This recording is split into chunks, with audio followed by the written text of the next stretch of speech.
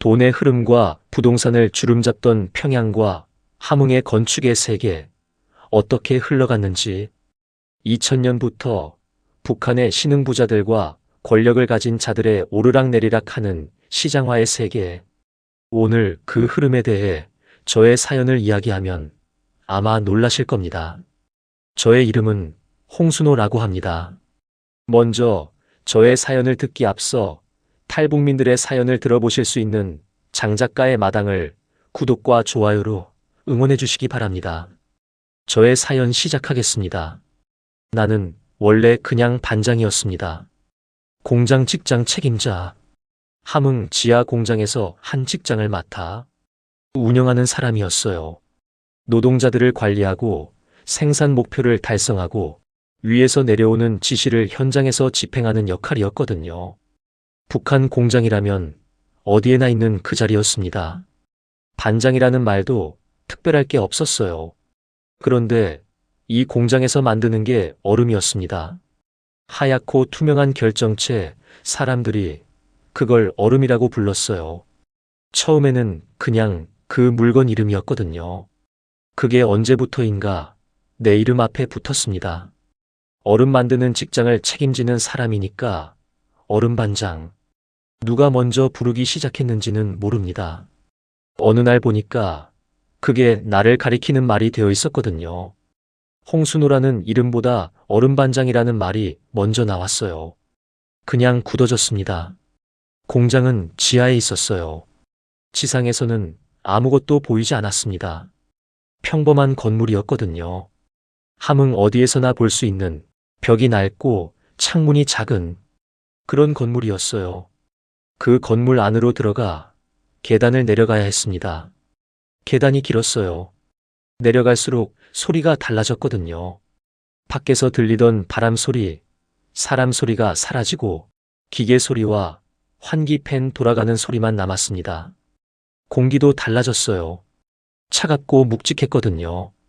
처음 그 계단을 내려갔을 때 발이 무거웠습니다. 그 느낌이 지금도 남아있어요. 씨앗 냄새가 제일 먼저였습니다. 코 안 깊숙이 박히는 냄새였어요. 처음에는 구역질이 났거든요. 일주일쯤 지나야 겨우 익숙해졌습니다. 익숙해졌다고 해서 냄새가 사라지는 게 아니었어요. 그냥 몸이 받아들이는 거였거든요. 집에 돌아가도 옷에서 그 냄새가 났습니다. 아내가 빨래를 따로 했어요. 말은 안 했거든요. 그냥 따로 모아서 삶아버렸습니다. 그게 일상이었어요. 노동자들은 산소 마스크를 쓰고 일했습니다. 내가 처음 공장에 내려갔을 때 눈에 들어온 게 그 마스크들이었어요. 10명, 20명이 각자 자리에서 마스크를 쓰고 움직였거든요. 서로 말을 주고받기가 어려웠습니다. 마스크 너머로 눈만 보였어요. 그 눈들이 가끔 나를 봤거든요. 새로운 직장 책임자를 살피는 눈이었습니다.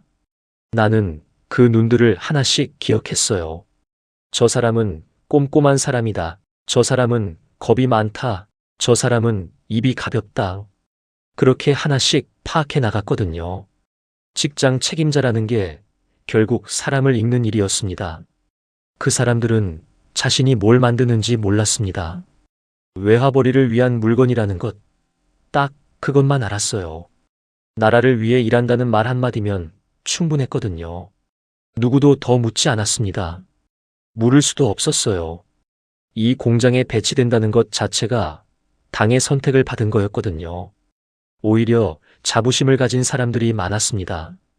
힘든 건 맞지만 여기 있는 게 바깥보다 낫다는 걸 다들 알았어요. 배급이 나왔고 특별 물자가 들어왔고 가족한테도 혜택이 갔거든요. 나도 마찬가지였습니다.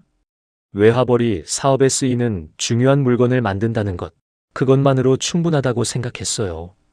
벽에는 포스터가 곳곳에 붙어 있었습니다. 당이 결심하면 우리는 한다. 그 문장이 하도 눈에 박혀서 눈을 감아도 보일 지경이었어요. 글씨가 굵고 붉었거든요. 포스터 옆에는 생산 목표 수치가 적힌 판이 걸려 있었습니다. 이번 달 할당량이 얼마고 현재까지 얼마를 달성했는지. 내가 매일 그 판을 보고 숫자를 확인하고 노동자들 배치를 조정했어요. 숫자가 목표에 가까워지면 마음이 놓였거든요. 뒤처지면 잠을 못 잤습니다. 얼음이 완성될 때는 항상 같은 자리에서 봤어요. 마지막 공정이 끝나고 결정체가 나오는 그 순간이었습니다. 투명하고 하얀 덩어리였거든요. 손에 올려놓으면 차가웠어요. 빛에 걸리면 다이아몬드처럼 반짝였습니다. 99.9% 순도. 이걸 내가 만들었다는 생각이 들 때마다 묘한 기분이 들었어요. 이렇게 순수하고 깨끗한 물건이 나라의 외화벌이에 쓰인다는 게 뿌듯하기도 했거든요. 당의 보탬이 된다는 생각, 그게 나를 움직이게 했습니다. 그때는 그랬어요. 한 달에 한 번 위에서 사람이 내려왔습니다. 중앙당에서 직접 내려오는 지도원이었어요. 처음 그 사람을 봤을 때부터 달랐거든요. 말투도 차림도 눈빛도 달랐습니다. 함흥에서 볼 수 있는 간부들과는 무게가 달랐어요. 자기가 누구인지는 끝내 밝히지 않았습니다. 이름도 없고 직책도 없었거든요. 1호 지시문만 들고 내려왔어요. 그 종이 한 장이 모든 것이었습니다. 할당량, 생산 목표, 그리고 짧은 격려 몇 마디. 선물도 두고 갔어요. 당이 여러분을 기억하고 있다는 말과 함께요. 그 사람이 돌아가고 나면 공장 안 분위기가 달라졌습니다. 다들 말없이 더 열심히 했어요. 중앙에서 직접 내려온 사람이 우리를 본다는 게 그게 채찍보다 강했거든요. 나는 그 지도원이 누구인지 알려고 하지 않았습니다. 알아야 할 이유도 없었어요. 1호 지시문대로 움직이면 됐거든요. 할당량을 채우고 품질을 유지하고 아무 사고 없이 한 달을 마무리하는 것. 그게 내 일이었습니다. 이 물건이 정확히 어디에 쓰이는지, 왜 이렇게까지 순도를 높여야 하는지, 그런 건 내가 물을 자리가 아니었어요. 위에서 시키는 대로 하는 것, 그게 이 자리에서 살아남는 방법이었거든요. 나는 그렇게 믿었고, 그렇게 했습니다. 나라를 위해 일한다는 말 한마디면 충분했거든요. 누구도 더 묻지 않았습니다. 물을 수도 없었어요. 이 공장에 배치된다는 것 자체가 당의 선택을 받은 거였거든요. 오히려 자부심을 가진 사람들이 많았습니다. 힘든 건 맞지만 여기 있는 게 바깥보다 낫다는 걸 다들 알았어요. 배급이 나왔고 특별 물자가 들어왔고 가족한테도 혜택이 갔거든요. 나도 마찬가지였습니다. 외화벌이 사업에 쓰이는 중요한 물건을 만든다는 것, 그것만으로 충분하다고 생각했어요. 위에서 시키는 대로 하는 것, 그게 이 자리에서 살아남는 방법이었거든요. 나는 그렇게 믿었고 그렇게 했습니다. 군용 트럭이 오는 날, 한 달에 한 번 군용 트럭이 공장 앞에 섰습니다. 그날은 노동자들이 달랐어요. 아침부터 눈빛이 달랐거든요. 말은 안 했지만 다들 알고 있었습니다. 트럭이 오는 날이라는 걸요. 마스크를 쓰고 자기 자리에서 묵묵히 일하던 사람들이 그날만큼은 시계를 자주 봤어요. 작업이 끝나는 시간을 기다렸거든요. 트럭은 항상 오후 늦게 왔습니다. 공장 입구 쪽에 서면 짐칸에서 박스들이 내려졌어요. 하나씩, 둘씩, 세대별로 이름표가 붙어 있었거든요. 박스 안에 뭐가 들어있는지는 처음 받아본 날 알았습니다. 닭고기였어요. 식구수대로 나왔거든요. 한 사람당 1kg씩이었습니다. 식구가 내시면 4kg을 받았어요. 함흥 장마당에서는 쉽게 살 수 없는 물량이었거든요. 닭고기만이 아니었습니다. 달걀이 한 판씩 들어있었어요. 대동강 담배가 2보루였거든요. 대동강 라면이 한 박스, 대동강 맥주가 한 묶음이었습니다. 그리고 해외에서 들여온 과일이 따로 한 봉지씩 들어있었어요. 바나나였던 날도 있었고 오렌지였던 날도 있었거든요. 함흥에서는 구경하기 어려운 것들이었습니다. 평양에서만 먹을 수 있는 것들이었어요. 대동강 담배, 대동강 맥주, 대동강 라면, 평양 사람들이 먹는 것들이 군용 트럭에 실려서 함흥까지 내려왔거든요. 노동자들은 그 박스를 받아들면서 아무 말도 안 했습니다. 근데 표정이 달랐어요. 집에 가져가면 어떤 표정을 지을지가 보이는 얼굴이었거든요. 아이들한테, 아내한테 이걸 가져가면 오늘 저녁이 달라진다는 걸 알고 있는 얼굴이었습니다. 나는 그 얼굴들을 봤어요. 그게 이 공장을 움직이는 힘이었거든요. 평양 고급 식료품 공급만이 아니었습니다. 매달 식량도 나왔어요. 쌀이 세대별로 들어왔거든요. 부식물 차가 따로 오는 달도 있었습니다. 된장이나 간장 같은 기본 부식에서부터 어떤 달은 고기 통조림이 들어오기도 했어요. 당이 이 공장 노동자들을 챙기는 방식이 먹는 것이었거든요. 밖에서 아무리 배급이 줄어도 이 공장에 있는 사람은 달랐습니다. 그게 소문이 났어요. 입소문이 퍼졌거든요. 거기 가면 먹는 건 해결된다고요. 그 소문이 이 공장을 좋은 자리로 만들었습니다. 노동자들 중에는 이 자리를 얻으려고 공을 들인 사람들이 있었어요. 아는 사람을 통해 연결을 댔거든요. 뇌물을 쓴 사람도 있었습니다. 이 공장에 배치됐다는 게 당의 선택을 받은 거라는 자부심도 있었지만 솔직히는 먹는 것 때문이었어요. 함흥 시내에서 배급이 줄고 장마당 물가가 오르는 동안 이 공장 노동자 가족들은 달랐거든요. 닭고기가 있었고 달걀이 있었고 평양 맥주가 있었습니다. 그 차이가 컸어요. 그 차이가 사람들을 이 공장에 묶어두는 거였거든요. 그 사람이 처음 내려온 날도 기억합니다. 당 지도원이었어요. 트럭이 오는 날과 같은 날이었거든요. 우연이 아니었습니다. 항상 그랬어요. 트럭이 와서 배급이 풀리고 노동자들이 박스를 받아 집으로 돌아간 뒤 나를 따로 불렀거든요. 조용한 방이었습니다. 거기서 1호 지시문을 꺼냈어요. 종이 한 장이었는데 무게가 있었거든요. 이번 달 할당량이 적혀 있었습니다. 생산 방식 지침, 품질 기준, 보관과 이동에 관한 세부 사항까지였어요. 읽으면 읽을수록 이게 얼마나 치밀하게 설계된 사업인지가 느껴졌거든요. 그 사람은 자기가 누구인지 끝내 밝히지 않았습니다. 이름도 직책도 없었어요. 중앙당에서 직접 내려오는 사람이라는 것만 알았거든요. 검은 차가 평양 번호판을 달고 왔다 갔습니다. 그게 전부였어요. 말은 짧았고 눈빛은 냉정했거든요. 할당량을 전달하고 지난달 생산 결과를 확인하고 몇 가지를 물었습니다. 노동자 중에 이상한 낌새를 보이는 사람이 있냐고 했어요. 외부 사람과 접촉하는 사람이 있냐고 물었거든요. 나는 없다고 했습니다. 그때는 실제로 없었으니까요. 그 사람이 돌아가면 나는 혼자 남았습니다. 공장 안이 조용해졌어요. 노동자들은 박스를 들고 집에 가고 당 지도원은 검은 차를 타고 평양으로 올라갔거든요. 그 조용함 속에서 나는 생각했어요. 이 구조가 얼마나 치밀한지를요. 트럭으로 먹을 것을 공급해서 노동자들을 묶어두고 1호 지시문으로 생산량을 통제하고 이름도 직책도 없는 사람이 내려와서 전달하고 올라가는 방식이었거든요. 어느 한 곳에서 문제가 생겨도 위로 올라가지 않도록 설계된 구조였습니다. 나는 그 구조 안의 한 부품이었어요. 그때부터 적기 시작했습니다. 작은 공책이었어요. 딱히 대단한 생각이 있었던 게 아니었거든요.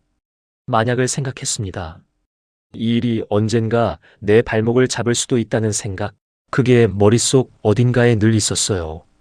이름도 직책도 없는 사람이 1호 지시문을 들고 와서 할당량을 정하는 이 구조가 언제든 나를 모른 척할 수 있다는 걸 나는 느끼고 있었거든요. 날짜를 먼저 적었어요. 몇 년 몇 월 몇 일 당 지도원이 내려온 날이었거든요. 이번 달 할당량과 생산한 얼음의 그램수를 적었어요. 그 사람이 확인하고 간 수량과 실제 생산량 사이에 차이가 있으면 그것도 적었거든요. 배급 내역도 빠지지 않았습니다.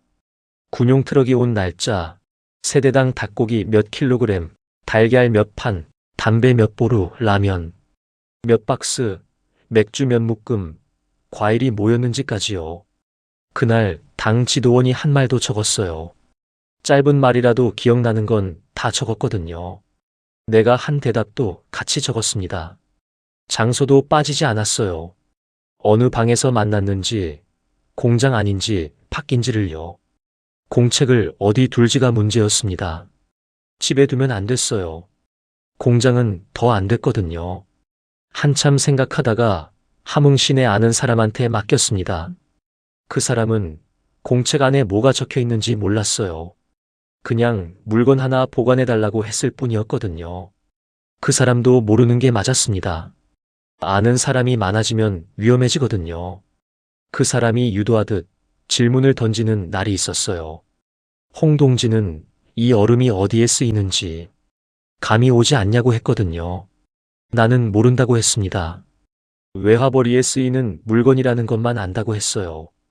그 사람이 잠시 나를 봤거든요. 웃었습니다. 뭔가를 확인한 사람의 웃음이었어요. 내가 얼마나 알고 있는지를 가늠하는 거라는 걸. 나는 알고 있었거든요. 그래서 더 철저하게 모른 척 했습니다. 그날 밤 공책에 그 질문과 내 대답을 적었어요. 오늘 유도 신문이 있었다고 짧게 한 줄 더 붙였거든요. 공책은 달마다 두꺼워졌습니다. 몇 년치 기록이 쌓였어요.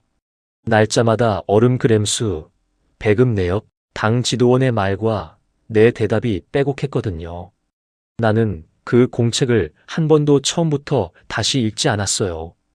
읽을 필요가 없었거든요. 그게 쓸 일이 없기를 바랐습니다. 그냥 어딘가에 있다는 것, 종이가 알고 있다는 것이 나를 지켜주는 것 같았어요. 당이 나를 모른 척하는 날이 오더라도 이 공책만큼은 모른 척할 수 없게 만드는 무언가가 될 거라는 생각이었거든요. 그게 내가 가진 유일한 보험이었습니다. 공책의 기록을 시작한 지 반년쯤 됐을 때였습니다. 당 지도원이 내려온 날 평소와 다른 말을 꺼냈어요. 할당량 얘기가 아니었거든요. 다음 달에 평양에 올라오라고 했습니다. 이유는 말하지 않았어요. 그냥 준비하고 있으라고만 했거든요.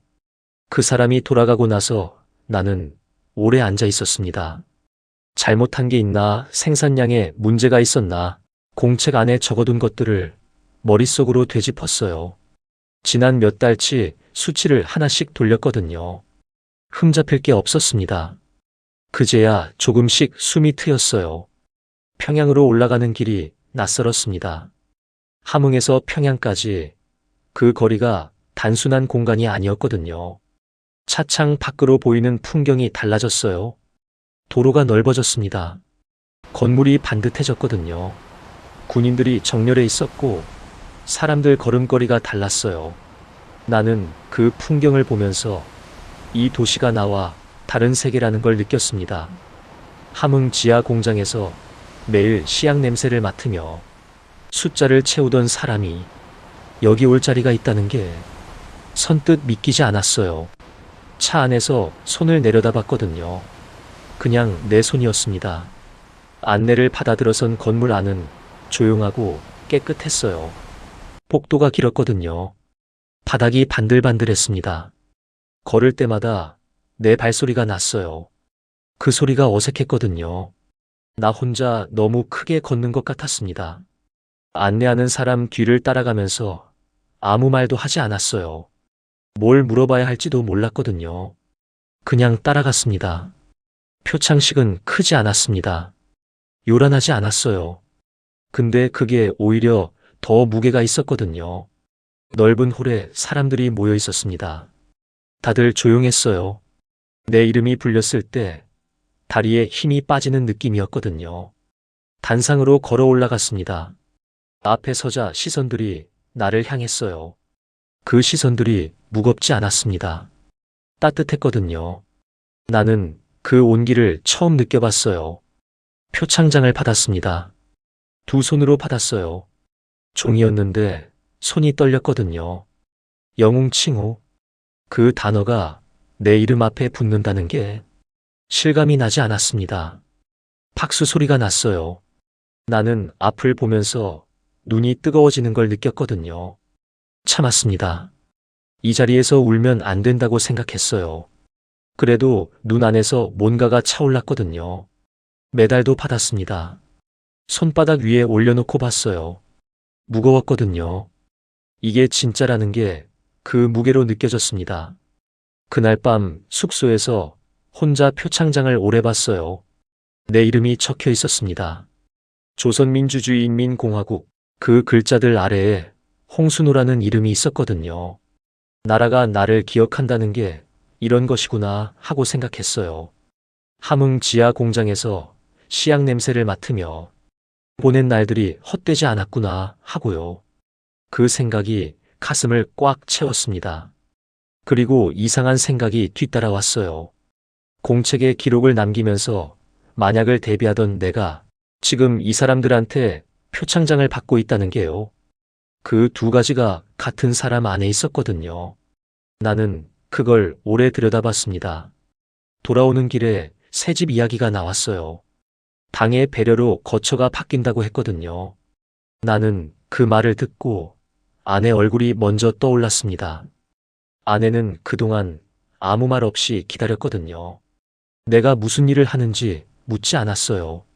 군용 트럭이 실어다주는 박스를 받아서 닭고기를 손질하고 대동강 맥주를 냉장고에 넣어뒀다가 내가 올 때 꺼내줬거든요. 라면을 끓여주고 달걀 반찬을 차려줬습니다. 그렇게 한 달을 버텼어요. 그 사람한테 좋은 집을 줄 수 있다는 생각이 표창장보다 더 기뻤습니다. 새 집에 들어서던 날 아들이 방을 뛰어다녔어요. 딸은 창문을 열어보고 또 닫아보고 했거든요. 아내는 말없이 부엌을 둘러봤습니다. 그 뒷모습이 지금도 눈에 선해요. 한참 있다가 아내가 말했거든요. 수고했다고요. 그 말 한마디가 전부였습니다. 근데 그게 충분했어요. 나는 그 말을 듣고 싶어서 그 오랜 시간을 버텼던 거였거든요. 표창장도 메달도 새 집도 결국 그 한마디를 위한 것이었습니다. 그날 밤 새 집 거실에 표창장을 걸었어요. 벽 한가운데였거든요. 메달은 서랍 안에 뒀습니다. 공책은 여전히 함흥 시내 아는 사람한테 맡겨둔 채였어요. 표창장을 걸면서 나는 두 가지가 같은 방 안에 존재할 수 없는 것들이라는 걸 알고 있었거든요. 당이 나를 영웅이라고 부르는 것과 내가 만약을 위해 기록을 남겨두는 것이요. 그게 모순이라는 걸 알았습니다. 근데 그게 모순이 아니라는 것도 알았어요. 이 나라에서 살아남는 방식이 그랬거든요. 충성하면서 대비하는 것, 그 두 가지를 같이 가져가는 것이었습니다. 그때 나는 다짐했어요. 당이 나를 이렇게 써준다면 목숨을 걸고 보답하리라고요. 그 다짐은 진심이었습니다. 공책을 쓰면서도 그 다짐은 살아있었어요. 모순처럼 들리지만 그게 공존했거든요. 나는 충성하는 사람이었고 동시에 기록하는 사람이었습니다. 그 둘이 나였어요. 지하 공장에서 얼음을 만들던 사람이 평양에서 영웅 칭호를 받고 함흥으로 돌아오는 기차 안에서 다음 달 공책에 무엇을 적게 될지를 생각하고 있었거든요. 그게 그때 내가 사는 방식이었습니다. 표창장은 벽에 걸려 있었습니다. 노령 영웅 메달도 나란히 같이 있었습니다. 새집 거실 한가운데였어요. 아침마다 그걸 봤거든요. 처음에는 볼 때마다 뭔가가 올라왔습니다. 당이 나를 기억하고 있다는 것, 내가 쓸모있는 사람이라는 것이 그 종이 한 장에 담겨 있었거든요. 변화는 소리 없이 왔습니다. 군용 트럭이 오는 날 박스 안에 든 것들이 달라졌어요. 눈에 띄지 않을 만큼 조금씩이었거든요. 닭고기 물량이 줄었습니다. 식구당 1kg이던 게 어느 달부터 700g이 됐어요. 과일 봉지가 빠진 달도 있었거든요. 대동강 맥주가 줄었고 담배가 한 보루로 줄었습니다. 나는 그걸 보면서 아무 말도 안 했어요. 노동자들도 말이 없었거든요. 다들 알면서 모른 척하는 거였습니다. 말을 꺼내는 사람이 손해라는 걸 알고 있었어요. 공책에 적었습니다. 그날 받은 배급 내역을 하나씩 옮겨 적었어요. 닭고기 700g, 달걀 한 판, 담배 한 보루, 맥주 6캔, 과일 없음. 지난달 것과 나란히 두니까 차이가 선명했거든요. 숫자가 거짓말을 안 했습니다. 공책은 그렇게 배급이 줄어드는 과정도 기록하고 있었어요. 처음에는 생산 수치와 당 지도원의 말을 적으려고 시작한 공책이었는데 어느 순간부터 이 공장이 달라지고 있다는 증거들도 거기에 쌓이고 있었거든요. 할당량은 그대로였습니다. 오히려 조금씩 올랐어요. 내야 하는 건 늘고 받는 건 줄었거든요. 나는 처음에 그걸 인정하지 않으려 했습니다. 일시적인 거겠지, 사정이 있겠지, 스스로를 달랬어요. 당 지도원이 내려오는 날을 기다렸습니다. 혹시 배급이 줄어든 이유를 말해주지 않을까 싶었거든요. 근데 그 사람은 아무 말도 하지 않았어요. 할당량을 전달하고 생산 결과를 확인하고 평소처럼 돌아갔습니다. 배급이 달라진 것에 대해서는 한마디도 없었거든요. 그게 더 불안했어요. 살림이 빠듯해졌습니다. 아내가 말은 안 했어요. 근데 장바구니가 달라졌거든요. 밥상이 달라졌습니다. 트럭 배급으로 들어오던 것들이 줄면서 아내가 장마당에서 사오는 것들이 늘었어요. 장마당 물가가 오르고 있었거든요. 나는 그게 보였는데 못 본 척했습니다. 아내한테 설명할 방법이 없었어요. 내가 무슨 일을 하는지, 왜 갑자기 여유가 없어지는지 말할 수 있는 게 아무것도 없었거든요. 그냥 참았습니다. 아내도 참았어요. 우리는 서로 아무 말 안 하면서 각자 알고 있었거든요. 형편이 달라지고 있다는 것을요. 그 무렵 함흥거리가 달라지고 있었어요. 2000년대 초반 북한 사회 전체가 조용히 흔들리고 있었거든요. 장마당이 점점 범위가 커지고 있었고 밖에서는 사회가 자본주의화 되어가고 있었습니다. 내가 어렸을 때는 없던 풍경이었어요. 국가 배급으로 먹고 살던 사람들이 스스로 나와 팔기 시작했거든요. 채소를 팔고 옷을 팔고 무엇이든 팔았습니다. 처음에는 단속이 있었어요. 그래도 멈추지 않았거든요. 먹어야 했으니까요. 결국 국가도 막지 못했습니다. 장마당은 더 커졌어요. 돈이 움직이기 시작했습니다. 개인이 돈을 굴리는 세상이 열리고 있었어요. 돈주라는 말이 생겼거든요. 돈을 가진 사람이 더 많이 벌고 더 좋은 자리를 차지하고 더 안전하게 살았습니다. 당의 배려를 기다리는 사람과 스스로 움직이는 사람 사이에 격차가 벌어졌어요. 그 격차가 매일 조금씩 더 벌어졌거든요. 나는 그걸 눈으로 봤습니다. 함흥 시내를 걷다 보면 느꼈어요. 누구는 더 좋은 옷을 입고 누구는 더 좋은 걸 먹고 있었거든요. 그게 충성의 차이가 아니었습니다. 돈의 차이였어요. 나는 혼란스러웠어요. 당을 위해 목숨 걸고 일한 사람이 나였습니다. 표창장도 받았고 영웅 칭호도 받았거든요.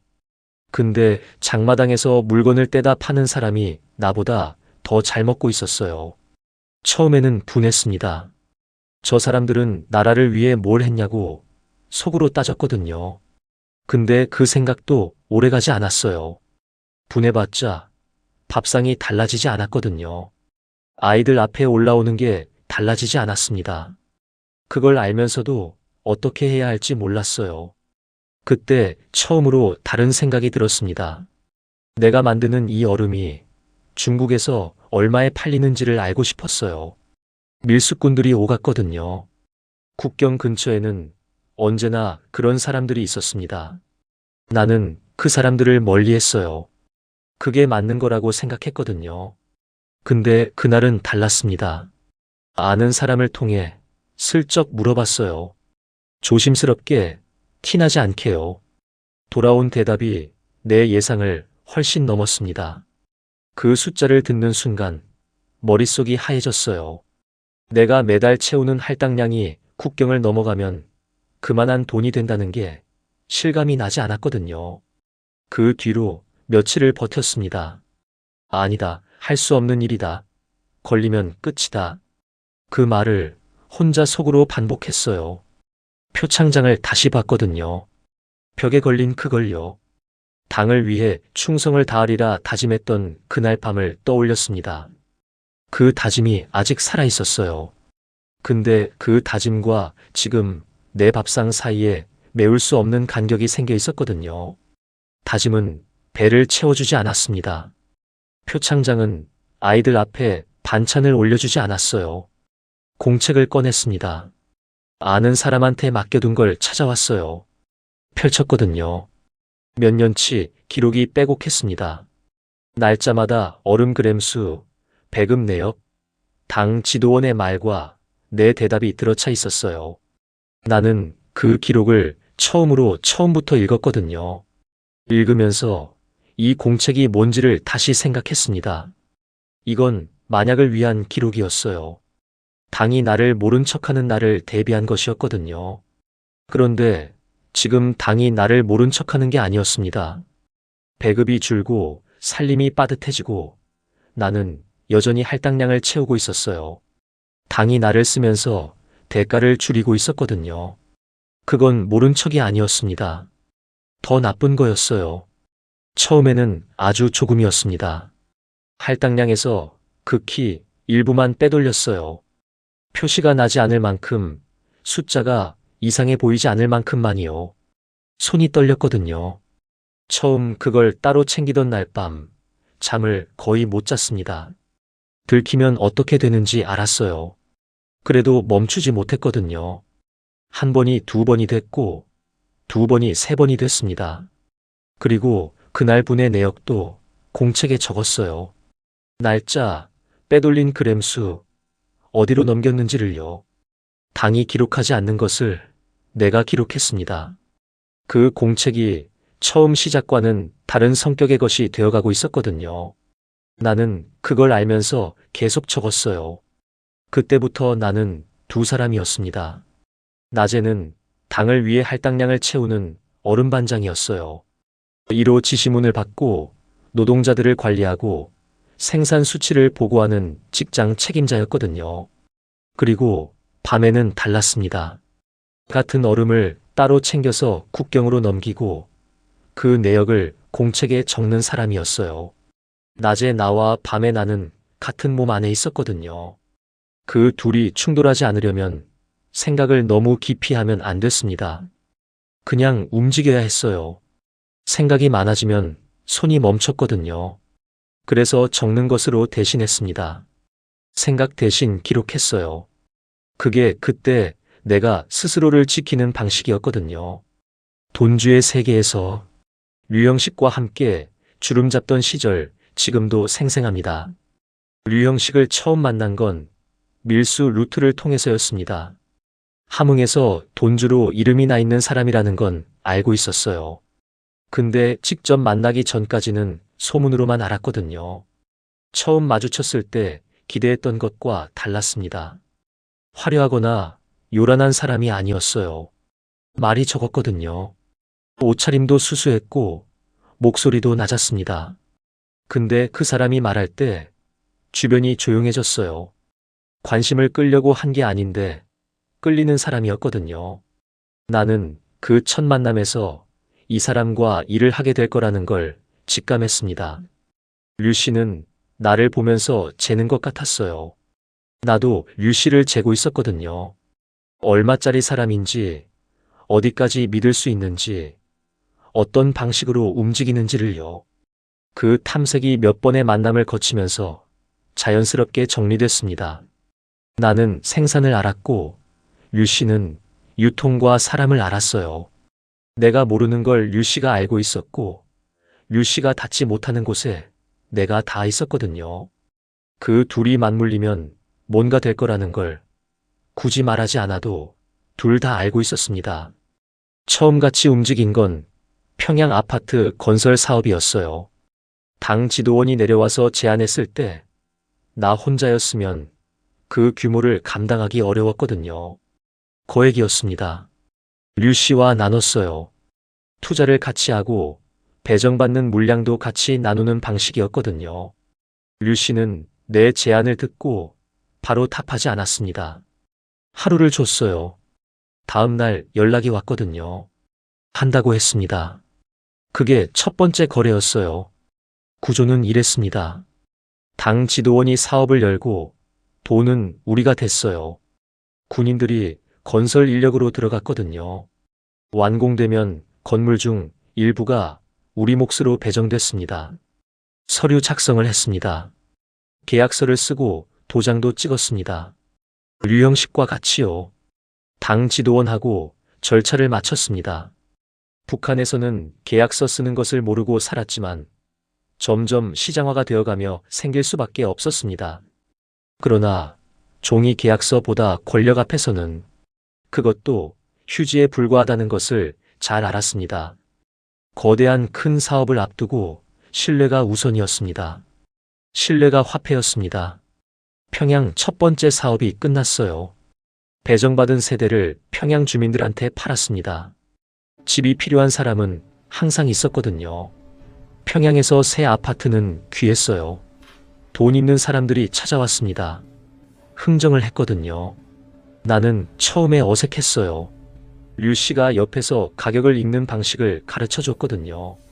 상대가 얼마까지 낼 수 있는지를 말이 아니라 눈빛과 태도에서 읽는 거였습니다. 그걸 배우는데 오래 걸리지 않았어요. 타고난 감각이 있었거든요. 류 씨가 그걸 알아봤습니다. 첫 번째 수익이 들어왔을 때 류 씨와 나눴어요. 밤에 조용한 자리에서 마주 앉아서 각자 몫을 확인했습니다. 류 씨가 말했어요. 이거 시작이라고 했거든요. 나는 그 말이 무슨 뜻인지 알았습니다. 평양 한 곳에서 멈출 사람들이 아니라는 거였어요. 류 씨의 눈이 이미 다음을 보고 있었거든요. 나도 마찬가지였습니다. 그날 우리는 오래 얘기했어요. 다음 사업을, 어느 지역을, 어떤 구조로 할지를요. 두 번째 사업은 규모가 더 컸습니다. 당 지도원을 통해 평양 다른 구역에 또 다른 건설 사업이 열렸거든요. 이번에는 류 씨가 먼저 움직였어요. 지도원과 사전에 이야기가 됐다고 했거든요. 투자 규모도 더 커졌습니다. 배정받는 세대 수도 늘었어요. 군인들이 더 많이 투입됐거든요. 완공까지 시간이 더 걸렸지만 기다렸습니다. 기다리는 동안 류 씨는 다음 사업을 또 준비하고 있었어요. 나는 그 속도에 맞춰 움직였거든요. 쉬는 날이 없었습니다. 평양에서 이름이 나기 시작했어요. 돈주들 사이에서였거든요. 홍 씨와 류 씨가 같이 움직인다는 게 알려졌습니다. 그 두 사람이 끼어 있는 사업은 된다는 말이 돌기 시작했어요. 처음에는 어색했거든요. 내가 이런 말을 들을 사람인가 싶었습니다. 함흥 지하 공장에서 씨약 냄새를 맡으며 할당량을 채우던 사람이 평양 부동산을 움직이는 사람들, 입에 오르내린다는 게 실감이 나지 않았거든요. 나쁘지 않았습니다. 세 번째 사업부터는 함흥으로 내려왔어요. 평양만이 아니었거든요. 지방 도시에서도 같은 구조가 작동할 수 있다는 걸 류 씨가 먼저 읽었습니다. 함흥은 우리 텃밭이었어요. 아는 사람도 많고 지역 당 지도원과 관계도 있었거든요.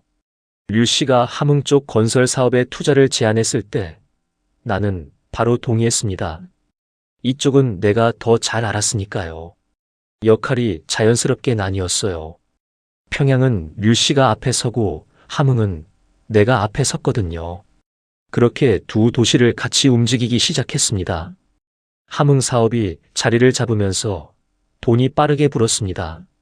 아파트를 배정받고 팔고 그 돈을 다음 투자에 넣었어요. 돌고 도는 구조였거든요. 멈추지 않으면 계속 컸습니다. 멈추면 죽는 거였어요. 류 씨는 그 속도를 잘 알았거든요. 욕심을 부리지 않으면서도 기회를 놓치지 않는 감각이 있었습니다. 나는 그 감각을 곁에서 보면서 배웠어요. 같이 다녔거든요. 투자 자리에도 함께 갔고 흥정 자리에도 함께 앉았습니다. 어느 순간부터 사람들이 우리를 분리해서 부르지 않았어요. 류씨 하면 홍씨가 따라 붙었고, 홍씨 하면 류씨가 붙었거든요. 그렇게 됐습니다. 당 지도원과의 관계도 달라졌어요. 예전에는 지도원이 내려오면 내가 받는 입장이었거든요. 지시를 받고 할당량을 확인하고 고맙다고 했습니다. 근데 이제는 달랐어요. 지도원이 우리를 필요로 했거든요. 건설 사업을 열려면 돈이 있어야 했고 그 돈을 댈 수 있는 사람이 많지 않았습니다. 우리가 그 자리에 있었어요. 지도원이 먼저 연락해오는 경우가 생겼거든요. 새로운 사업이 열린다는 말과 함께요. 관계의 무게 중심이 조금씩 바뀌고 있었습니다. 나는 그 변화를 느꼈어요. 류 씨도 알고 있었거든요. 우리는 그 변화를 조심스럽게, 그러나 분명하게 활용했습니다. 그 시절이 지금 생각하면 가장 아찔한 시절이었어요. 돈이 들어오고 사업이 커지고 이름이 났거든요. 아내 얼굴이 밝아졌습니다. 아이들이 좋은 걸 먹었어요. 집이 달라졌거든요. 나는 그게 좋았습니다. 솔직히 좋았어요. 당을 위해 충성하던 사람이 이제는 돈으로 당과 거래하는 사람이 됐다는 걸 그때는 크게 의식하지 않았거든요. 그냥 살고 있었습니다. 류 씨와 같이 이 이상한 나라의 이상한 시장 안에서 할 수 있는 것들을 하면서요. 그게 그때 내가 사는 방식이었어요. 류 씨는 한 번도 먼저 내 속을 파고들려 하지 않았습니다. 내가 무슨 생각을 하는지, 얼마나 무서운지, 어디까지 알고 있는지를 물은 적이 없었어요. 그냥 같이 움직였거든요. 그게 오히려 더 편했습니다. 말하지 않아도 아는 것들이 있었어요. 우리가 하는 일이 언제든 뒤집힐 수 있다는 것, 당이 필요할 때는 쓰고 필요 없으면 버린다는 것, 이 바닥에서 오래 버티려면 서로를 지켜야 한다는 것을요. 그걸 굳이 말로 하지 않아도 됐거든요. 류 씨와 나 사이에는 그런 것들이 말 없이 쌓여 있었습니다. 그게 신뢰였어요.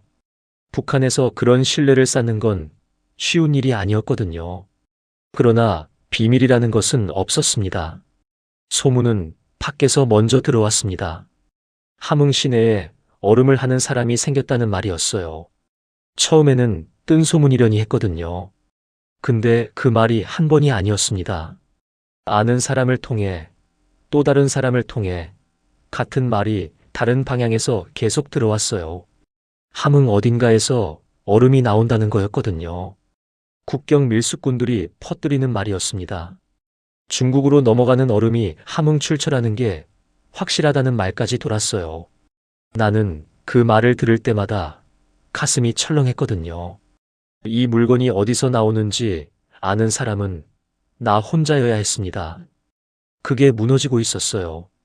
밀수꾼들은 빨랐습니다. 국경을 오가면서 물건만 넘기는 게 아니었어요. 말도 넘겼거든요. 중국에서 이 물건이 뭔지 아는 사람들이 있었고 그 사람들한테서 들은 말이 다시 국경을 넘어 들어왔습니다. 얼음이라고 불리는 이 가루가 무엇인지, 먹으면 어떻게 되는지, 얼마짜리인지를요. 그 정보가 함흥 시내에 조금씩 퍼지기 시작했어요. 처음에는 아는 사람만 아는 수준이었거든요.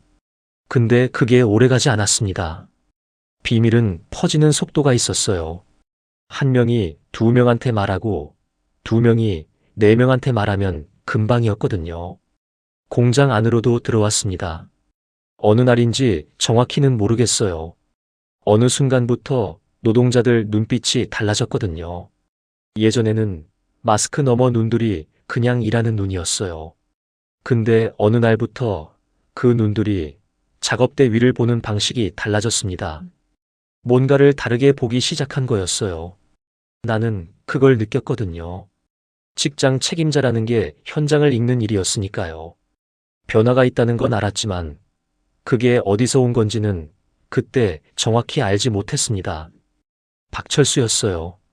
공장에서 3년 넘게 같이 일한 사람이었거든요. 말이 없고 성실한 사람이었습니다. 내가 믿었던 사람이었어요. 그 사람이 어느 날 작업이 끝나고 자리를 늦게 뜨는 걸 봤거든요. 다음 날 아침 출근해서 보니 안색이 달랐습니다. 눈이 충혈돼 있었어요. 손이 미세하게 떨렸거든요. 나는 그냥 지나쳤습니다. 몸이 안 좋은가 싶었어요. 그런데 이틀 뒤에도 같은 얼굴이었거든요. 사흘째 되는 날 나는 따로 불렀습니다. 박철수가 말했어요. 처음에는 고개를 숙이고 있다가 한참 있다가 입을 열었거든요. 호기심이었다고 했습니다. 밖에서 이 가루가 뭔지 안다는 사람을 만났다고 했어요. 그 말을 듣고 그냥 넘길 수가 없었다고 했거든요. 작업이 끝나고 아무도 없을 때 조금 집어서 혀에 댔다고 했습니다. 아주 조금이었다고 했어요. 근데 그게 전부가 아니었거든요. 혀에 댄 게 아니라 먹었다는 걸 나중에 알았습니다. 그날 밤 박철수는 잠을 한숨도 못 잤다고 했어요. 잠이 오지 않았던 게 아니었거든요. 잠을 자고 싶지 않았다고 했습니다. 몸이 가벼워지는 느낌이 들었다고 했어요. 살면서 한 번도 느껴보지 못했던 기분이었다고 했거든요. 무서운 것도 없고 힘든 것도 없고 그냥 모든 게 괜찮은 것 같은 느낌이었다고 했습니다. 그래서 밤새 그 느낌 안에 있었다고 했어요. 나는 그 말을 들으면서 속이 내려앉았습니다. 이게 마약이라는 걸 밀수꾼한테서 들었을 때 나는 그게 중국 사람들 얘기라고 생각했어요. 먼 나라 이야기처럼 들었거든요. 근데 지금 내 앞에 박철수가 있었습니다. 함흥 지하 공장에서 3년 넘게 같이 일한 사람이 우리가 만드는 얼음을 먹고 밤새 잠을 못 잔 거였어요.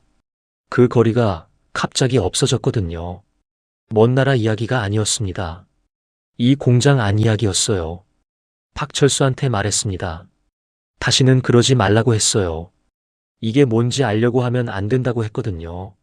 모르는 게 사는 거라고 했습니다. 박철수는 고개를 끄덕였어요. 알겠다고 했거든요. 근데 그 눈이 알겠다는 눈이 아니었습니다. 이미 알아버린 사람의 눈이었어요. 그리고 그 느낌을 다시 원하는 사람의 눈이었거든요. 나는 그 차이를 알았습니다. 알면서 모른 척 했어요. 어떻게 할 수가 없었거든요. 그 뒤로 할당량이 흔들리기 시작했습니다. 처음에는 미미했어요. 하루 생산량에서 몇 그램씩 빠졌거든요. 나는 처음에는 공정 문제인 줄 알았어요. 기계 상태를 점검했습니다. 이상이 없었거든요. 원자재 투입량을 다시 확인했어요. 맞았습니다. 근데 결과물이 계속 모자랐거든요. 나는 그때서야 알았습니다. 빠진 게 공정이 아니라 사람이라는 걸요. 누군가 가져가고 있었어요. 한 명이 아니었거든요. 박철수한테서 퍼진 말이 공장 안에 돌고 있었습니다. 몇몇이 조금씩 비상으로 챙기기 시작한 거였어요. 나는 장부를 꺼냈습니다. 날짜별 생산량과 할당량을 나란히 놓고 봤어요. 부족분이 선명했거든요.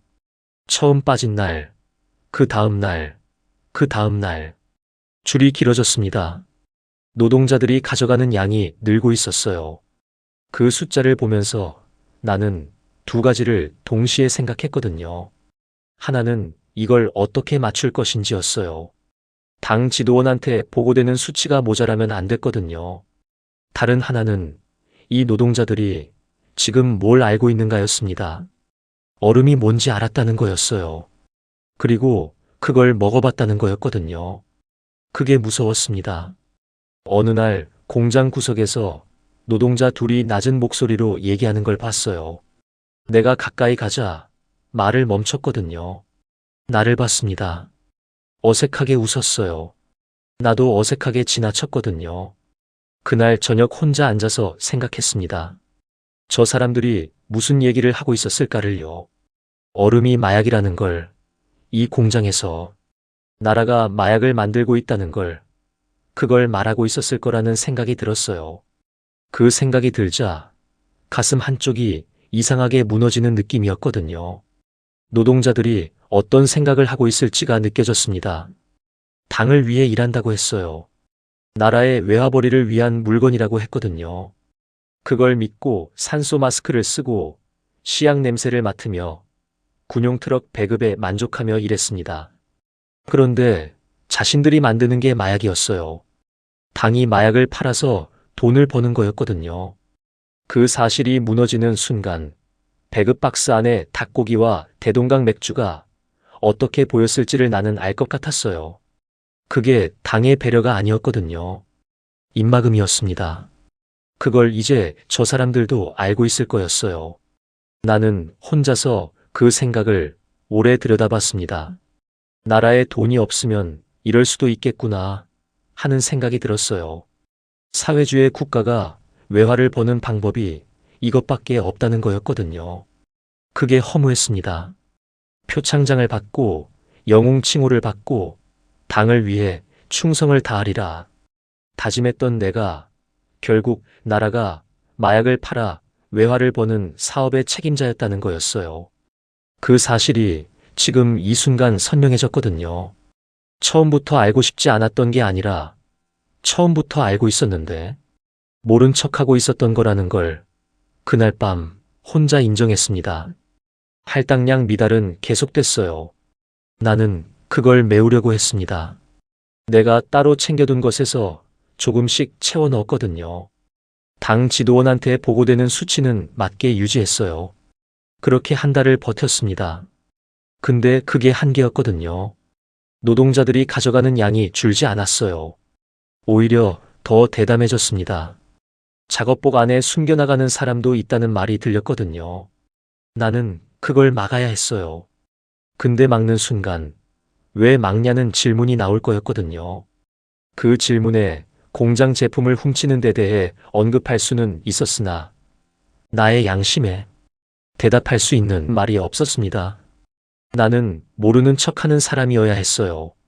그래서 막지 못했습니다. 당 지도원한테서 연락이 왔어요. 평소 연락 주기가 아니었거든요. 한 달을 채우지 않은 시점이었습니다. 만나자고 했어요. 장소가 달랐거든요. 공장이 아니었습니다. 조용한 곳이었어요. 나는 그 연락을 받고 밥을 먹지 못했거든요. 위가 막혀 있었습니다. 뭘 알고 있는 건지, 어디까지 알고 있는 건지, 그게 가장 두려웠어요. 만나기 전날 밤 장부를 꺼냈습니다. 지금까지 기록한 것들을 다시 봤어요. 날짜마다 적힌 생산량, 배급 내역, 당 지도원의 말과 내 대답들이 빼곡했거든요. 할당량 미달이 시작된 날짜도 거기 있었습니다. 내가 메운 양도 적혀 있었어요.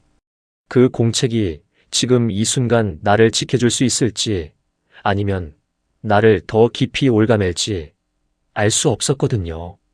나는 그 공책을 닫고 다시 맡겨둔 자리로 가져갔습니다. 내 손에 있으면 안 됐어요. 그게 안전했거든요. 어느 한 작은 조용한 골목에서 만났어요. 할당량 미달이 계속되는데도 당 지도원의 태도가 이상했습니다. 재촉은 했어요. 독촉 연락도 왔거든요. 근데 그 강도가 내가 예상했던 것보다 약했습니다. 할당량이 모자라면 당 지도원이 불같이 내려왔어야 했거든요. 이로 지시문을 들고 눈빛을 세우고 책임을 물었어야 했어요. 근데 그러지 않았습니다. 독촉은 하되 그 이상으로 밀어붙이지 않았거든요. 나는 그게 이상하다는 걸 느꼈어요. 오래 같이 일한 사람이었고 그 사람의 방식을 나는 공책 안에 몇 년치나 기록해둔 사람이었거든요. 평소 같지 않게 노동자들과 잘 일해서 할당량 목표를 채우기 위해 노력하라고 격려를 하는 방식이었어요. 나중에 알았어요. 당 지도원한테도 나름의 비밀이 있었거든요.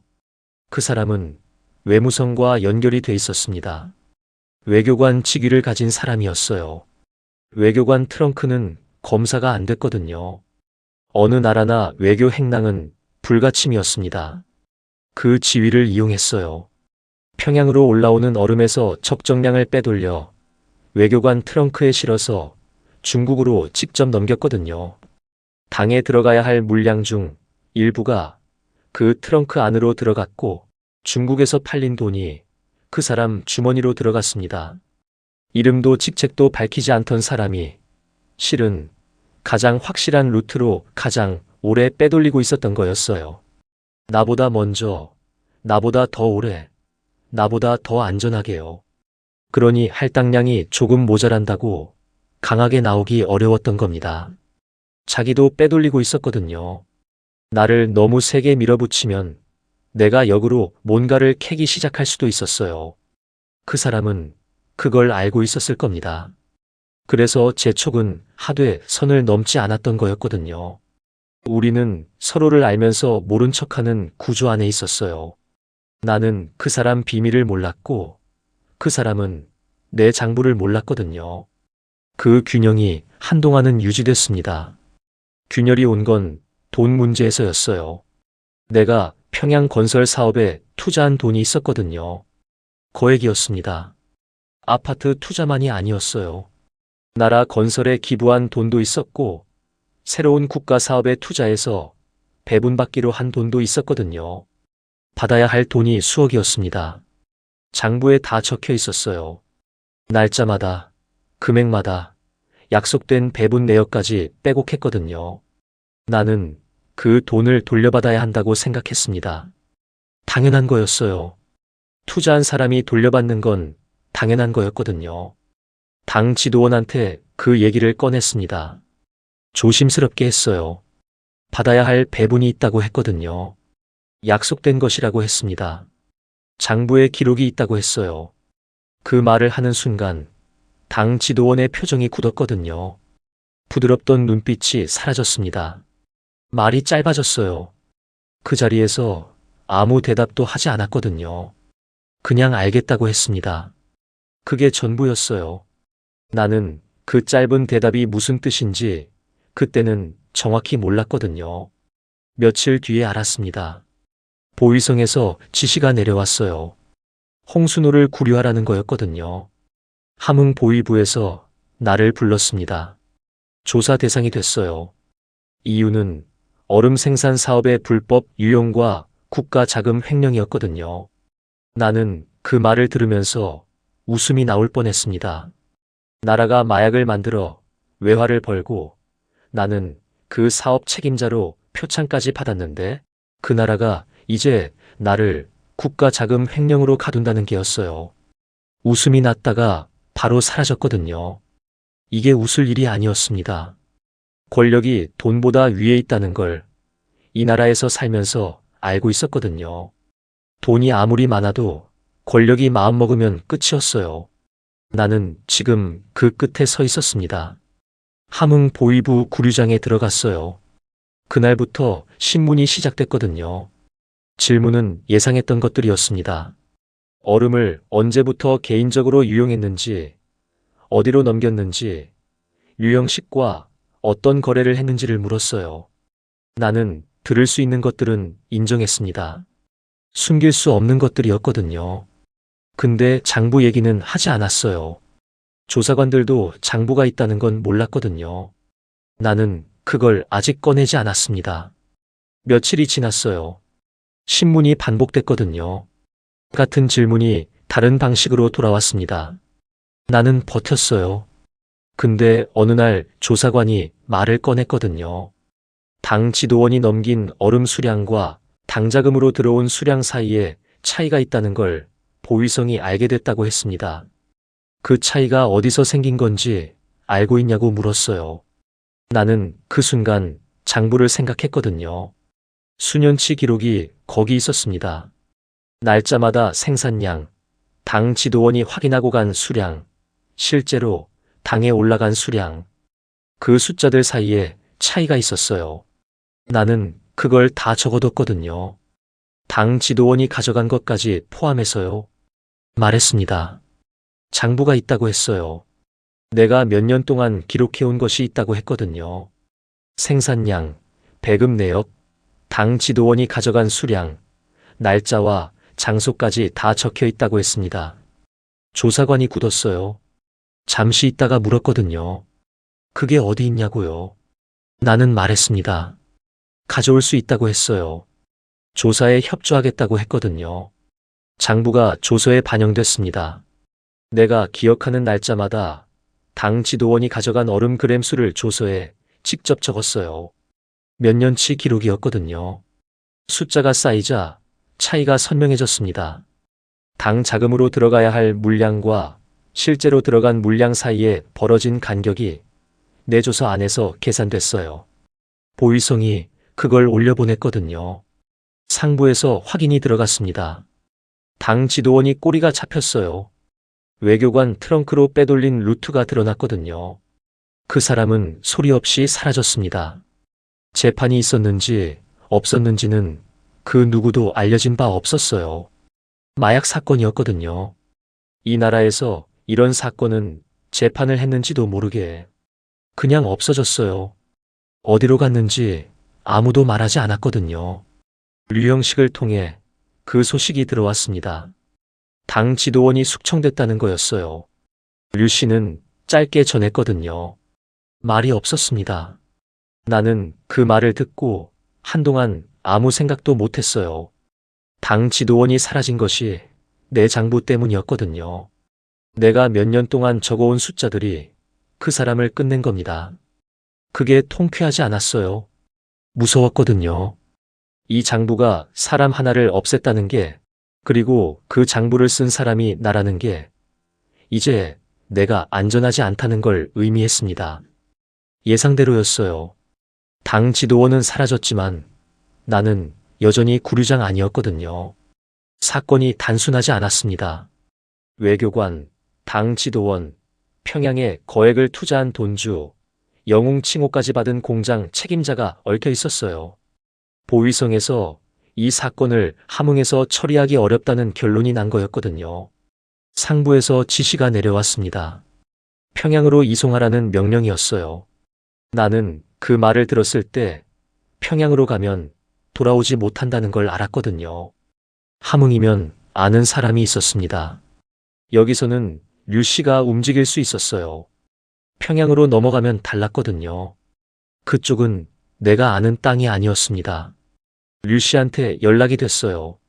구류장 안에서 접견이 허용된 날이었거든요. 류 씨가 왔습니다.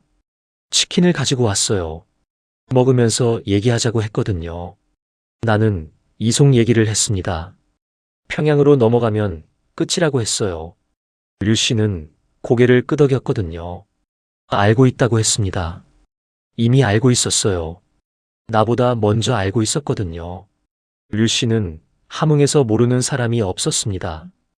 홍순호라면 모르는 사람이 없었고 홍순호 돈을 안 먹은 사람이 없었어요. 보위부 안에도 그 돈이 흘렀거든요. 류 씨는 그 흐름을 알고 있었습니다. 이송 전날 밤이었어요. 구류장 안에 누워서 천장을 봤습니다. 아내 얼굴이 떠올랐어요. 아이들 얼굴이 떠올랐거든요. 장부를 쓰기 시작했던 날이 떠올랐습니다. 만약을 위해서라고 했어요. 그 만약이 왔거든요. 장부는 당 지도원을 끝냈고 그 장부 때문에 나도 끝날 뻔했습니다. 쓰는 게 맞았는지 틀렸는지 지금도 모르겠어요. 근데 그게 없었으면 나는 진작 끝났을 거라는 것도 알았거든요. 그때 어두운 밤 호송차가 왔다고 나오라고 했어요. 호송차를 탄 채 이제는 내 인생이 이렇게 끝난 건가? 라고 생각하며 앞이 하나도 보이지 않더라고요. 어둠 속에서 한창 달리던 어느 순간이었어요. 함흥에서 평양으로 가는 외진 구간이었습니다. 길이 어두웠고 산밖에 없는 커브길을 돌 때쯤이었던 것 같아요. 차가 기울더니 도로 밖으로 밀렸습니다. 책임자로 보이는 호송원 한 명이 모두 내리라고 했어요. 영문도 모른 채 다른 호송원들과 함께 도로 옆에 내려 서 있었어요. 호송원들이 차를 비탈 낭떠러지로 밀기 시작하는 것이었어요. 그 순간 저는 내 눈앞에서 벌어지는 일에 대해 깜짝 놀라지 않을 수가 없었어요. 무슨 일인가 싶었어요. 저는 아무 말도 안 했습니다. 이 상황을 지켜만 보고 있었습니다.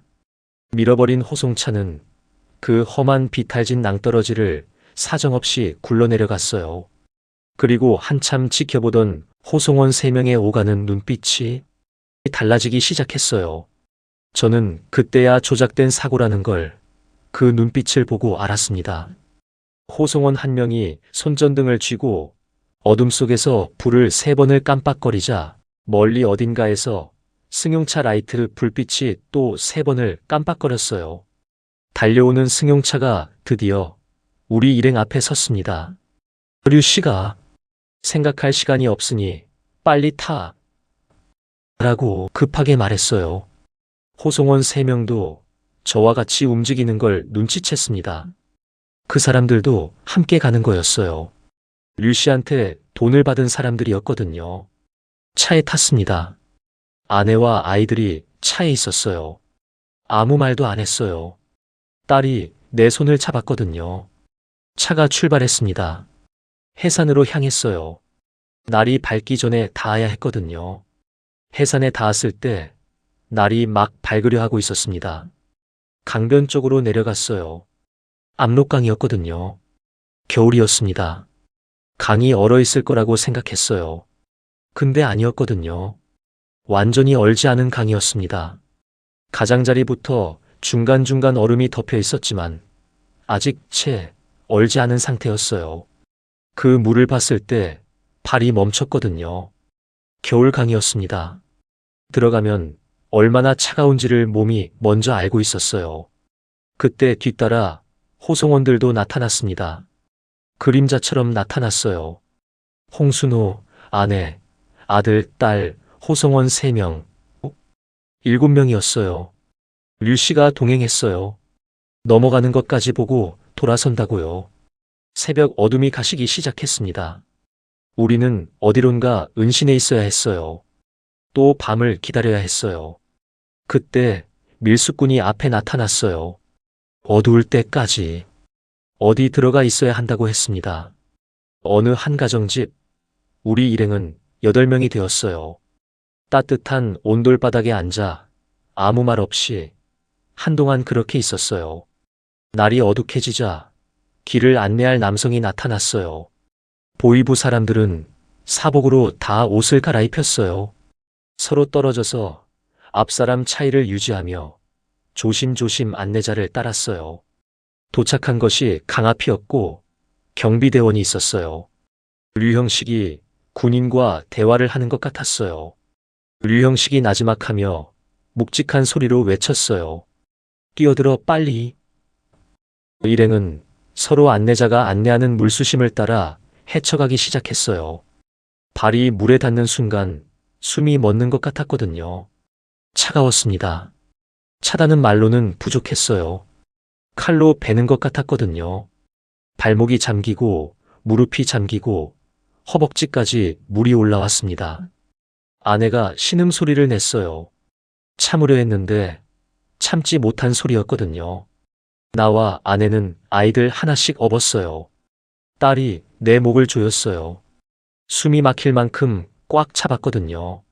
아들은 아내가 업고 걸었습니다. 걸어나갈 때마다 얼음장이 갈라지는 소리가 났어요. 허리까지 빠졌어요. 딸을 위로 들어올렸습니다. 물이 차서 올리는 팔에 힘이 없었거든요. 그래도 들었어요. 비틀거리는 순간 옆에서 호성원이 팔을 잡아줬습니다. 같이 당겼어요. 올라왔거든요. 숨을 쉬었습니다. 아내를 봤어요. 아내가 서 있었고 아들도 무사했어요. 다 있었어요. 중국 강가에 발이 닿았을 때 아무 말도 안 했습니다. 숨이 가팠어요. 온몸이 떨렸거든요. 겨울 강을 건넌 몸이었습니다. 아이들이 입술이 파랬어요. 아내가 아이들을 껴안았어요. 류 씨가 준비해둔 연락책이 나타났습니다. 차로 안내했어요. 탔거든요. 히터가 켜졌습니다. 그 온기가 느껴졌을 때 비로소 살았구나 하는 생각이 들었어요. 그런데 그게 끝이 아니었어요. 앞으로 갈 길이 이제 시작이었습니다. 중국에서 거래하던 상인 집에 닿았습니다. 그 사람한테는 아무 말도 하지 않았어요. 왜 왔는지, 어디로 갈 건지, 무슨 일이 있었는지를요. 한마디도 하지 않았거든요. 이 사람이 공안에 신고할 수 있다는 걸 알고 있었습니다. 아는 사람이라고 안전한 게 아니었어요. 돈이 오가는 관계였거든요. 돈 관계는 언제든 방향이 바뀔 수 있었습니다. 그래서 침묵했어요. 신세를 지면서도 아무것도 보여주지 않았습니다. 아이들한테도 말하지 말라고 했습니다. 아이들은 고개를 끄덕였어요. 그 나이에 이미 알고 있었거든요. 말이 위험하다는 것을요. 브로커가 연결됐습니다. 상인이 아는 사람이었어요. 그 사람이 루트를 알고 있었습니다. 우리 일행은 동남아를 거쳐 대한민국 대사관을 통해 인천공항에 도착한 순간 안도의 숨을 쉬어보았습니다. 험난한 고난을 거쳐 아이들과 함께했던 탈북의 여정을 어떻게 한 문장으로 이야기하겠습니까? 그러나 그 운명의 고난, 이것이 있었기에 이렇게 좋은 사회가 있다는 것도 알았습니다. 저는 한국에 온 지 10년이 넘었습니다. 오랫동안 간직했던 제 사연이 오늘에야 털어놓게 되었습니다. 처음 대한민국에서 사는 방법을 배우는 곳인 하나원에서는 그 교육 시간 내내 멍했습니다. 강사가 말하는 것들이 귀에 들어오지 않았어요. 그냥 여기가 어딘지, 내가 지금 무엇을 하고 있는지 그 실감이 오지 않았거든요. 라오스 강가 진흙 위에 앉아있던 것이 얼마 전 같았는데 갑자기 서울 어딘가에 깨끗한 건물 안에 앉아 있었습니다. 지금도 류영식의 소식은 모르고 있습니다. 같이 온갖 사업을 같이 했던 동지로서 압록강까지 와서 무사히 건너 차를 타는 모습까지 지켜보고 돌아섰던 그의 뒷모습이 아직도 눈에 선합니다. 고마운 사람인데 어떻게 지내고 있는지 소식조차 모른다는 것이 안타깝기만 합니다. 저는 하나원을 졸업하자 마자 일을 시작했습니다. 몸을 쓰는 일부터 시작했습니다. 건설 현장이었습니다. 함흥에서 아파트가 올라가는 걸 봤던 사람이 서울에서 같은 일을 하고 있었어요. 원래도 부동산에 관심이 많은 터라 부동산 공인중개사. 이 일이 처음으로 내 경험이 누군가한테 필요한 것이 된다는 느낌이었어요. 아이들도 아내도 대한민국에서 자유를 누리며 불안함을 떨쳐버리고 떳떳하게 세금을 내고 살고 있습니다. 제 이야기를 털어놓으니 마음이 후련합니다. 지금까지 들어주신 여러분들께 감사드리고 또 누군가가 말 못할 사연을 가슴에 품고 있던 분들이라면 이번 기회를 통해 속을 털어놓는 기회가 되었으면 좋겠습니다. 탈북민들에 대한 많은 관심 부탁드리며 시청해주셔서 감사합니다.